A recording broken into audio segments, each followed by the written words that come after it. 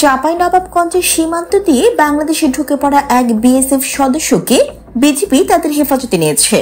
বুধবার সকাল ৮টার দিকে সদর উপজেলার জোহরপুর টেক সীমান্ত থেকে বিএসএফ এর ওই সদস্যকে আটক করেন স্থানীয় লোকজন। খবর পেয়ে বর্ডার গার্ড বাংলাদেশ বিজিবি তাকে হেফাজতে নেয়। বিজিবি ৫৩ ব্যাটালিয়নের অধিনায়ক লেফটেন্যান্ট কর্নেল ফাহাদ মাহমুদ রিঙ্কু এই তথ্য নিশ্চিত করেছেন। তবে ওই বিএসএফ সদস্যের নাম প্রকাশ করেনি বিজিবি।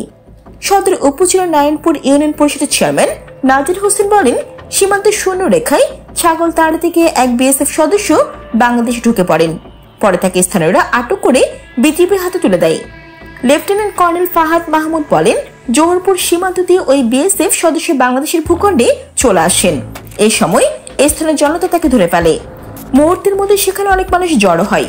খবর পেয়ে বিজিবি সদস্যরা সেখানে গিয়ে জনরোষ থেকে বাঁচাতে ওই বিএসএফ সদস্যকে নিজেদের হেফাজতে নেয়। তাকে আইনগতভাবে ফেরত দেওয়ার প্রক্রিয়া শুরু হয়েছে। এরপর বিস্তারিত জানিয়ে দেওয়া হবে বলে জানান এই বিজিবি কর্মকর্তা।